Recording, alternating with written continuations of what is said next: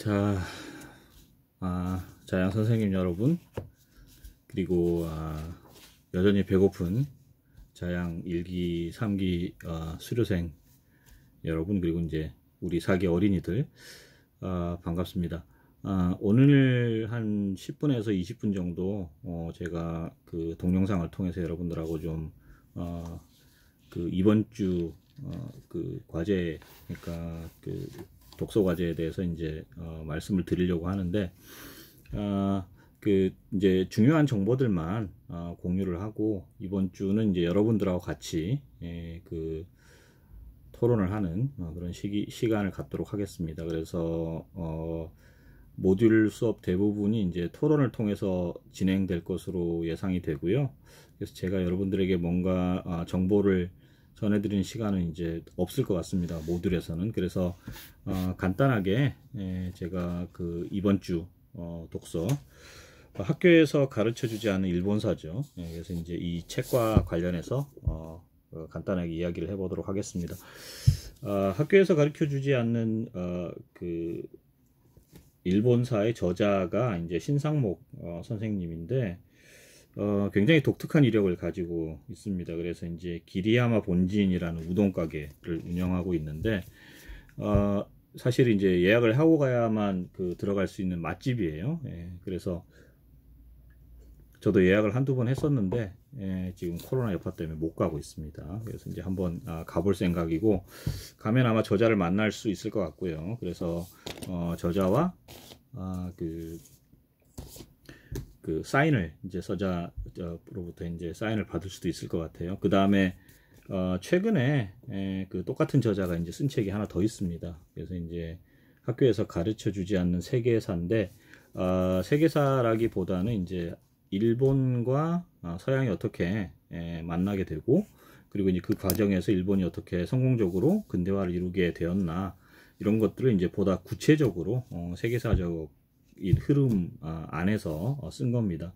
우리가 읽을 책은 이거보다는 좀 미시사, 그러니까 일본이 이미 근대화를 시작하기 전에 갖추어진 여러 가지 그 조건들, 이런 것들에 대해서 이제 살펴봤죠. 그래서 사실 세계사 전반에 대한 흐름은 좀 설명이 부족한데, 그 새로 나온 책, 학교에서 가르쳐 주지 않는 세계사를 통해서 여러분들이 이제 그런 것들을 보충할 수 있을 것 같습니다. 그래서 이제 그 책도 같이 한번 읽어보시면 좋은 참조가 될 것 같습니다. 그리고 이제 오늘 강연은 제가 그 여러분들에게 미리 나누어 드린 그 동아시아 삼국 근대사라는 자료를 통해서 진행하도록 하겠습니다. 동아시아 삼국 근대사 이 자료를 좀 봐주시면요, 보시면은 제가 이제 일본, 그 다음에 이제 중국과 조선, 그리고 이제 유럽과 아메리카, 이 세 지역의 역사가 어떻게 전개되고 또 어떻게 영향을 미치는지 이제 그 병렬 방식으로 그 제시를 해드렸습니다.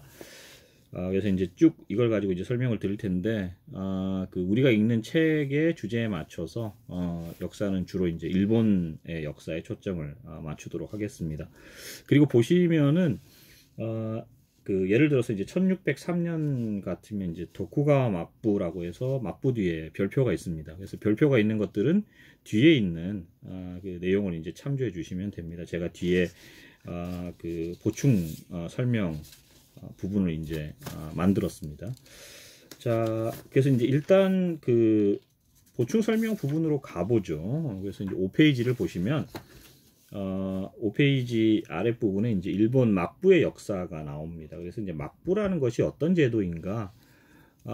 막이라는 게 이제 천막이죠. 부는 그 정부의 그 부처할 때 이제 정부할 때 사용되는 이제 부자인데, 그래서 막부는 임시적인 그 지배 체제라고 보시면 되겠습니다. 대개는 이제 군인들이 특정 지역에서 전쟁을 수행할 때 이렇게 이제 임시 병영을 설치하는데, 그게 사실은 이제 막부죠. 그래서 이제 그 임시 병영에서 사령부 역할을 했던 그 대장군이 묵었던 곳이 이제 막부인데, 이게 이제 일본에서는 그 소위 말하는 그 정의 대장군이라고 불리는, 그래서 이제 대장군이 일본말로 다이쇼군이거든요. 그래서 이제 쇼군이 그 머물면서 쇼군이 설치를 해서 거기에서 이제 일본 전체에 대한 어떤 그 정책을 폈던 일종의 이제 그 군인들의 세력, 그러니까 군신의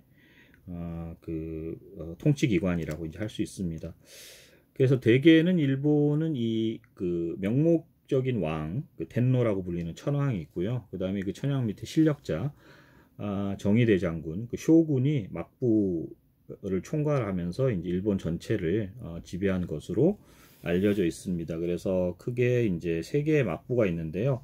지명을 따서 이제 제일 처음에 것을 가마쿠라 막부, 그 다음 두 번째 것을 무로마치 막부, 그리고 이제 세 번째 것을 이제 에도 막부라고 부르는데, 특히 우리가 이제 주목해야 될 게 이제 에도 막부죠.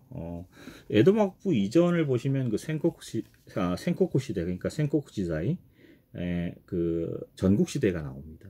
전국 시대는 사실은 이제 무로마치 막부가 있긴 했지만 명목적인 통치 그 형태를 띠고 있었고요. 당시에 그 다양한 다이묘들은 이제 우리로 치면 지방의 영주 같은 그런 사람들인데, 이 지방의 영주들이 각기 이제 자신의 성, 그리고 이제 그 영지를 가지고 있었는데, 이들이 중앙의 세력 없이 이제 자유롭게라기보다는 이제 자신의 실력에 따라서 서로 이제 세력을 확장하기 위해서 싸웠던 시기가 이제 전국시대 센코쿠 지다이가 되겠습니다. 자, 그래서 이제 무로마치 막부의 15대 쇼군, 마지막 쇼군 이후로 일본 전역이 분열됐었는데, 이때 이제 통일에 가장 근접해 간 사람이 이제 오다 노부나가라는 인물이었고요. 그리고 이제 이 오다 노부나가 밑에서 부하였던, 그리고 나중에 이제 일본을 실질적으로 통일하게 되는 사람이 이제 토요토미 히데요시. 우리에게는 이제 임진왜란을 일으킨 인물로 알려져 있죠. 근데 보시면은 토요토미 히데요시는 이제 그 막부, 그러니까 소위 말하는 그 정의 대장군이 되지 못했어요. 막부의 그 총사령관이라고 할 수 있는. 그 이유는 이제 출신이 그 비천했기 때문인데, 대신 이제 본인이 이제 관백, 간파크라는 그 직위를 스스로 만들어서 통치를 했고요. 도쿠가와 그 도요토미 히데요시가 죽고 난 다음에 또 내란이 한 번 더 일어납니다. 내전이 한 번 더 일어나는데, 이제 거기에서 승리를 한 도쿠가와 이에야스는 이제 다이묘였기 때문에 그 본인이 정의 대장군에 취임을 해서 새롭게 이제 막부가 설치되는데, 그게 이제 일본 역사의 마지막 막부인 에도 막부가 되겠습니다. 자, 그래서 이제 막부라는 것이 사실은 이제 무인 통치, 무인이 일본 전역을 통치하는 체제였다, 이렇게 이제 알아두시면 되겠습니다. 자, 그럼 일장 첫 번째 페이지로 돌아가서 일본의 역사를 볼 텐데요. 여기서 이제 가장 중요한 것이 우리가 지난번에 했던 그 내용들, 세계사 전반, 특히 이제 서양사 전반에 대해서 다뤘고, 서양사 전반 마지막 부분이 대항해 시대였었죠. 그래서 이제 대항해 시대 이후에 유럽의 그 세력이 전 세계적으로 확장되는데, 여기에서 이제 그 유럽과 빈번하게 접촉했던 동아시아 3국 중에서 유럽과 빈번하게 접촉할 수밖에 없었던 일본을 중심으로 해서 이 좀 이후에 유럽의 세력의 확장과 일본이라는 나라가 주도한 동아시아에서의 이제 근대화, 이런 것들을 이제 살펴보도록 하겠습니다. 그 1543년과 1549년을 보면 이게 이제 재미있는 내용인데요. 그 1543년에 그 다네가시마라는 섬에 그 포르투갈 상선이 표류를 합니다. 사실 이제 포르투갈 상선이라기보다는 이제 중국의 밀무역선이라고 보시면 되는데, 근데 여기에 이제 포르투갈인들이 타고 있었죠. 근데 이제 다네가시마를 다스리던 도주, 그 토키타카라는 그 도주, 이때가 이제 나이가 미성년이었습니다. 근데 이제 화승총에 관심을 보여요. 근데 여기 보시면 화승총 뒤에 동그라미가 하나 있을 겁니다. 그래서 뒤에 보시면 화승총이 어떤 총인지 알 수가 있습니다. 자, 어쨌든 이 토키타카라는 도주가 화승총 2정을 구입을 합니다. 굉장히 고가의 그 대금을 치르고 총을 삽니다. 근데 그리고 얼마 있지 않아서 이 총이 단해가 심한은 물론이고 일본 전역에 광범위하게 퍼져서 사용됩니다. 왜냐하면 당시가 그 소위 말하는 아까 제가 말씀드렸던 전국시대였거든요. 그래서 새로운 무기에 대한 관심이 굉장히 높았고 이 새로운 무기를 사용해서 세력을 확장하려는 사람들이 많았는데 그 중에서도 이제 이 조총의 개량 그리고 이제 조총을 실전에 사용하는데 지대한 관심을 보인 사람이 오다 노부나가였습니다. 예. 자, 그래서 이제 화승총이라는 무기가 일본에 들어가서 오히려 유럽보다 더 많아지는 숫자가 그런 상황이 이제 되는 거죠.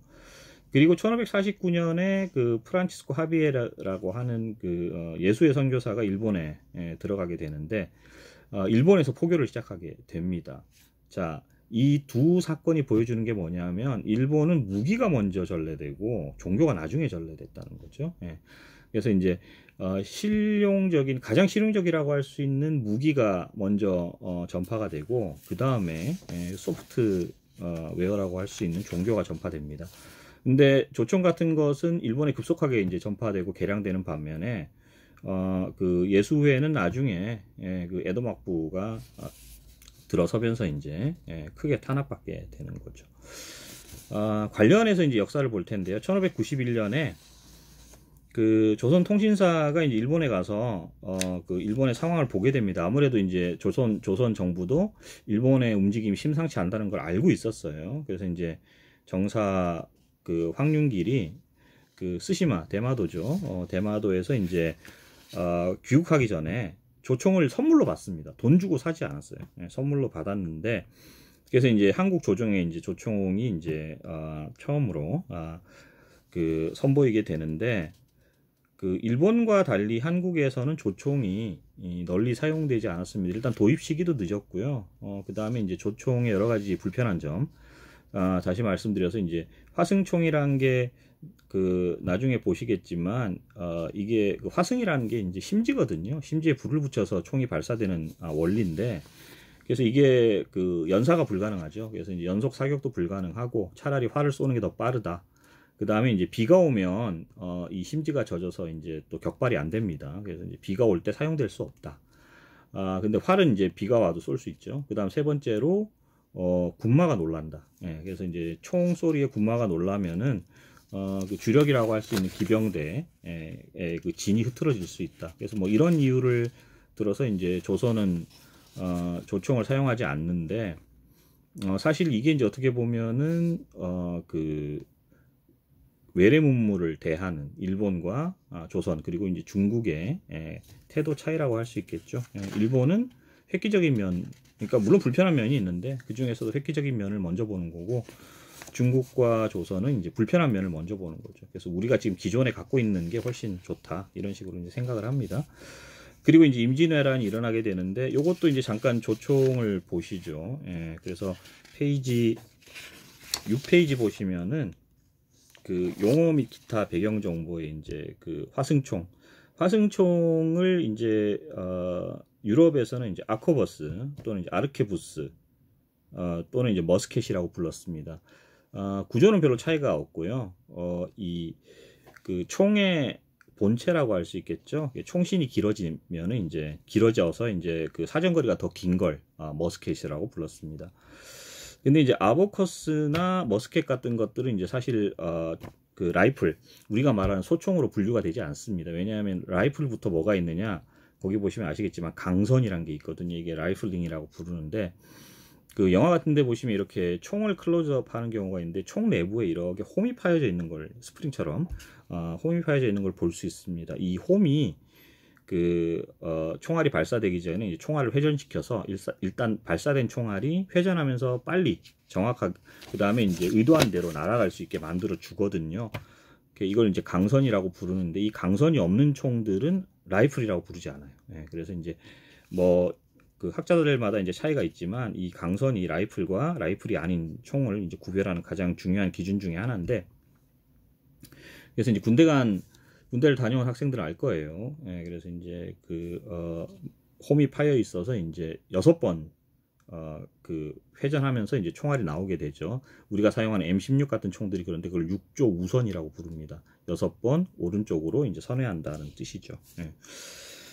자, 그리고 이 조총 부대가 그 임진왜란 때 조선군 1592년에 이제 조선군에게 심각한 타격을 입히는데 신립 같은 이제 그 장군 신립은 사실 이제 여진족 같은 그 북방의 민족을 그 제압하는 데는 이제 상당한 실력을 보였습니다.